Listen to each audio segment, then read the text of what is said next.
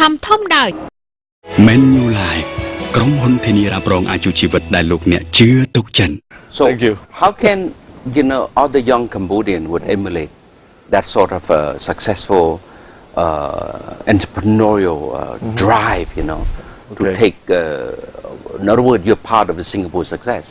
Why can Cambodia, there are other people like you in Cambodia who can be part of the Cambodia success? Okay. So anyway, what's on a personal basis, perhaps you can share some of your view on that. It's a sad thing that Cambodia has gone through many years of war. Yes. It's a fact, but the important thing is that it is in the past. Yeah, in the past. We take it as a lesson learned. And for the future, personally, in my personal opinion, I think Cambodia cannot afford another war or civil riots. Thank you. And I think this country has already taken aback by probably 10 to 20 years of development. Cambodia need a chance. And the chance I can see since last year is coming in a big way. I have seen a lot of foreigners here, professionals, tourists, or whatever. The society is becoming vibrant. So what we need is stability. A stability for a business investment environment. Yes. For the country to move forward. Yes. And because of the historical past, Cambodians are normally very, in general, perseverance. Yeah. And this is, perseverance is something that it is good, for the country, for the people, because they are never afraid to fear. Yes. They will be back again. What I understand from my friend is that in Cambodia, if a bull drop into a drain, a 2-meter drain, the bull can jump out of it. Yes. Which is almost impossible in some other countries. Exactly. So I asked him why. It's because the bull have gone through the wall. Yeah. I think he has some good analogy. Yeah. Because I see the people now, the general population is a very young population. If we get it right, with the kind of attitude they have, the experience they have, I think the drive to earn, the drive to make it is there. A good businessman must have the drive, must have perseverance. Things that if you fear, no problem, because we can do it again. Never be afraid to fear. And I think Cambodia probably has this edge. Yes. Yes. And this is my personal opinion, and this is what is happened to me before. We fear many times before I actually make it. Yes. In Oxley. Yes. I fear 20 over businesses since the day I got out of civil service. Yes. Right, and I just hope Cambodia can be peaceful for many years to come. Yes. Ching, you're very philosophical on one sense, what you just said, but as a businessman, you bring a lot of truth that sometimes people don't understand. They're in the mindset of a businessman or investor. What investor want most is stability. Yeah, right. Because look, you're going to put 2 tower, 45-story. You're going to be here for a while, my brother. Yes. You're not going to go anywhere, okay? And in the next 15, 20 years, you're going to be in and out. Yeah. What you do not want to see is instability, political instability. Yes. So I hope the audience hear that. I hope people who do not understand the mindset of the business, let's face it, a lot of people talk about human rights, this and that, they want more democracy, that sort of thing. But at the end of the day, what is human right?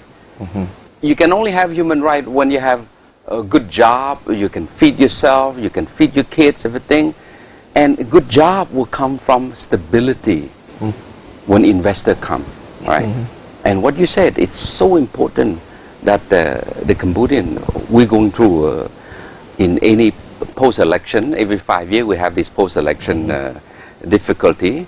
But I hope that the audience would hear what you just said, that, you know, by having political stability, that you are able to attract investment.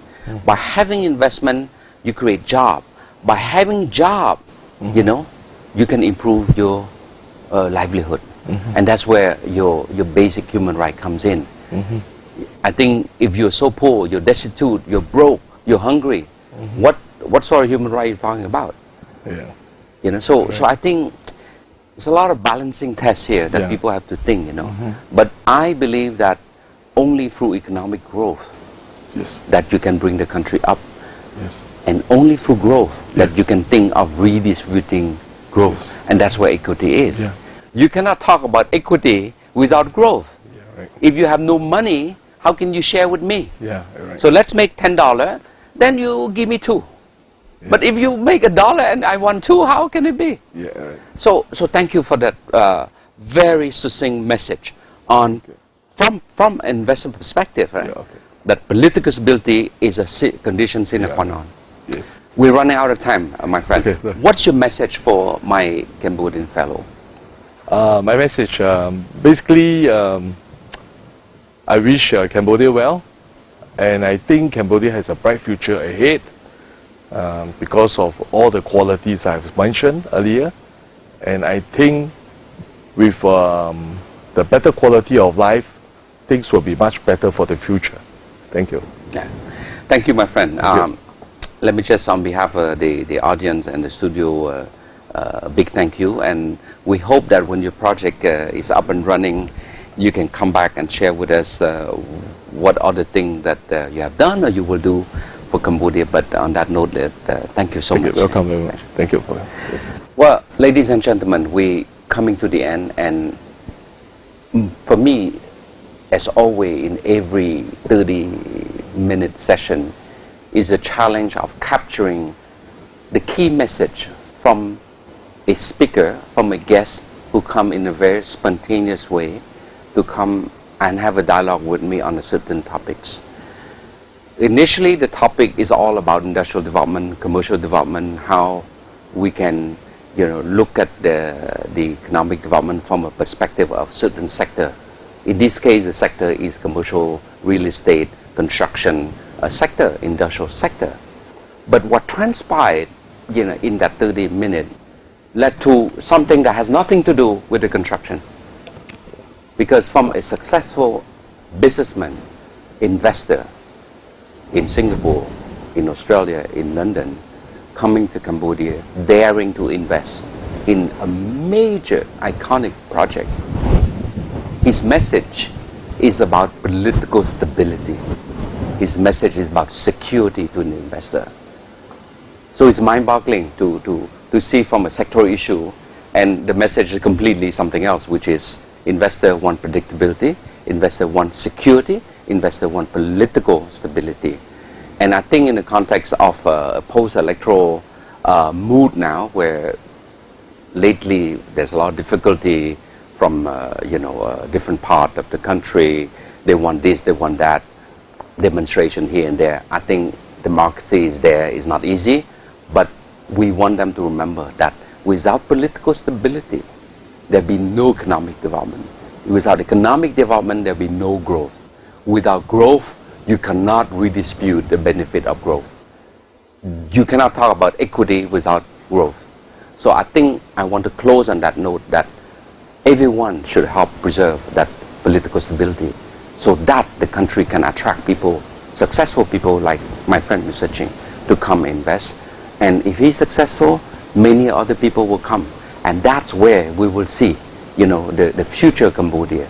A Cambodia that is successful, a Cambodia that can create jobs for the young population out there. You know, the more job they have, the less they are in the street. And to me, that's what inclusive growth is all about. So on that note, I wish you good night, and I hope you have learned something from tonight's discussion. But remember, political stability, safety for the investor is probably the last message I want to convey for tonight. Good night.